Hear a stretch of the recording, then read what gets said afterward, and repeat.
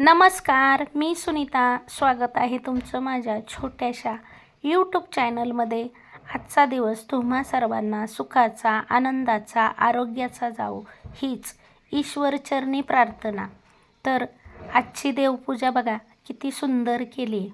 अशी देवपूजा केलेली बघितली की मन अगदी प्रसन्न होऊन जातं आणि घरातलं वातावरणसुद्धा खूप छान राहतं.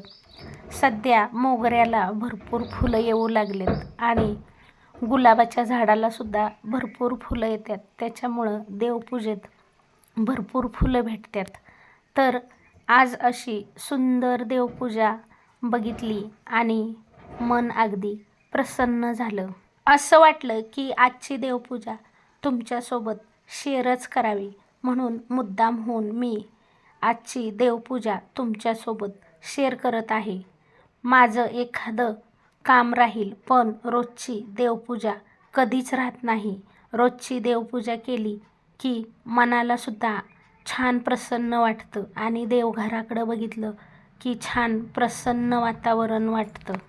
तर मी आज तुमच्यासोबत मसाला डोस्याची रेसिपी शेअर करणार आहे. मी ही डाळ तांदूळ रात्री भिजत घातलं होतं. 1 वाटी तांदूळ घेतलेलं, रेशनचं तांदूळ घेतलेत बरं का, आणि अर्धी वाटी उडदाची डाळ घेतली होती.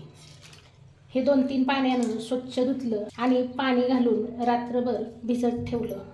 आता हे मी वाटून घेणार आहे.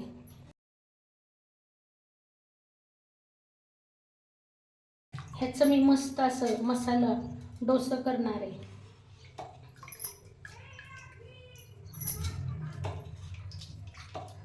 आता मी हेच डाळीचं पाणी वापरून ही चांगलं वाटून घेणार आहे. बघा, ही चांगलं असं वाटून घेतलंय. आता ह्याच्यावर झाकण ठेवणार आहे. उन्हाळा आहे त्याच्यामुळं डोश्याचं पीठ भिजायला जास्त वेळ लागत नाही. 2 तास जरी डोश्याचं पीठ भिजलं ना तरी छान भिजतं. आता ह्याचं मी संध्याकाळी डोसं बनवणार आहे. आत्ता दुपारचे 12 वाजलेत. 12 वाजता मी ही डाळ तांदूळ वाटून ठेवलेत. बघा, ही डोश्याचं पीठ किती छान फुगलंय. गरमीच एवढी आहे त्याच्यामुळं डोश्याचं पीठ चांगलं भिजलंय आणि मस्त फुगलंय. आता याच्यामध्ये 1 चमचाभर मीठ घालायचं. इथं मी 2 मोठे टोमॅटो बारीक चिरून घेतलेत, मुठभर कोथिंबीर बारीक चिरून घेतली आणि 4-5 कांदे बारीक चिरून घेतलेत. आता हे सगळं या डोश्याच्या पिठामध्ये घालणार आहे. हे डोसे खायला खूप छान लागतात बरं का, अतिशय सुंदर लागतात. आमच्यात तर असलं डोसं खायला सगळ्यांना आवडतात. आता ही चांगलं मिक्स करून घ्यायचं. मी ही डोसं जेवणालाच बनवते बरं का. उन्हाळ्याच्या दिवसात भाकरी कालवण खायचा कंटाळा येतो, भाकरी कालवण खाऊ पण वाटत नाही. आता मी इथं बघा ओल्या खोबऱ्याची चटणी बनवून ठेवली. आता या डोश्यासोबत ओल्या खोबऱ्याची चटणी खायला खूप छान लागते. डोश्यासोबत भाजी नाही केली तरी चालते, कारण आपण प्लेन डोसा बनवणार नाही तर मसाला डोसा बनवणार आहे. आता या चटणीला फोडणी देऊन घेऊया आणि नंतर आपण डोसे बनवूया. चटणीला फोडणी देण्यासाठी छोटी कढई चांगली कडकडीत गरम करून घ्यायची आणि 1 चमचाभर तेल घालायचं. तेल चांगलं कडकडीत गरम झालं की अर्धा चमचा मोहरी घालायची, पाव चमचा जिरं घालायचं, चिमूटभर हळद घालायची आणि गॅस बंद करायचा. आणि आता 4-5 कढीपत्त्याची पानं घालून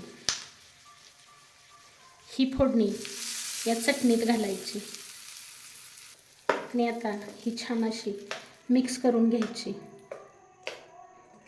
तर इथे आपली मस्त अशी डोश्यासोबत खायसाठी ओल्या खोबऱ्याची चटणी तयार झाली.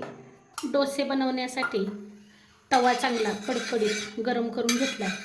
आता याच्यावर थोडंसं तेल घालून हे सगळीकडं तेल लावून घ्यायचं आणि आता पुन्हा तळापासून हे पीठ चांगलं पळीनं हलवून घ्यायचं. तुम्हाला हवं त्या साईजचा तुम्ही डोसा घालून घ्या. हे डोसे खायला गबगबीतच चांगले लागतात. पातळ डोसे खायला चांगले लागत नाहीत.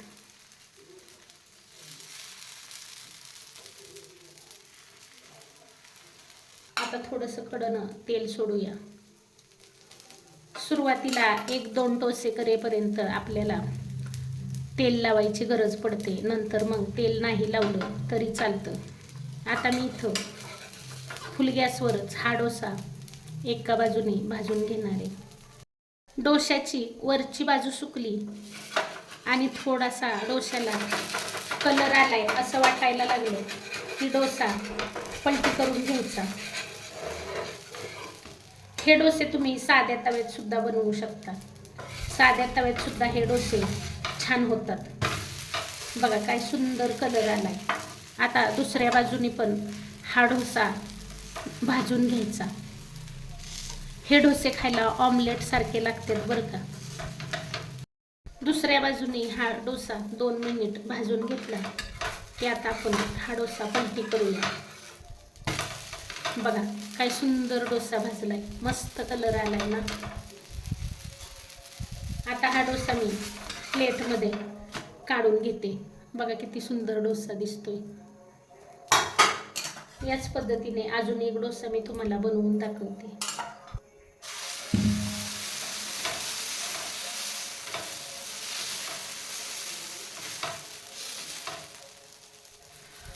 थोडं थोडं तेल घातलं का नाही की डोसा खायला चवदार लागतो. बिना तेलाचा डोसा खायला चवदार लागत नाही. पहिल्या डोस्यालाच आपण तव्याला तेल चोळून घेतलं होतं. नंतरच्या डोस्याला तव्याला तेल चोळून नाही घेतलं तरी चालेल. फक्त तव्यावर थोडंसं तेल घालून घ्यायचं. पुन्हा कढईने तेल सोडायचं. वरून पण थोडं तेल सोडायचं.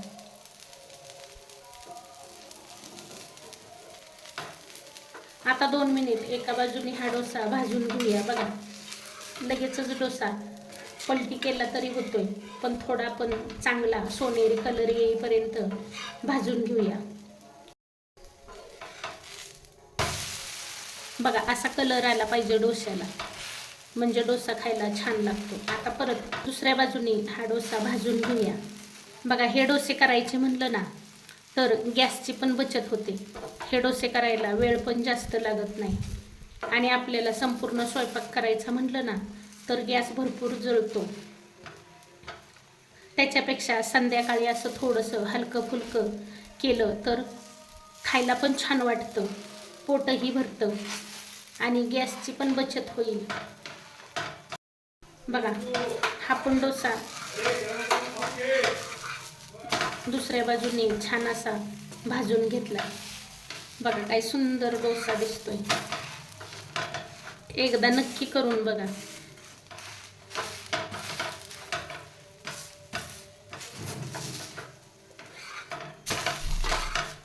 आता मी ही गरम गरम डोसं खायला देते. पावसाचं वातावरण झालंय त्याच्यामुळे आमच्याकडे बघा लाईट गेली.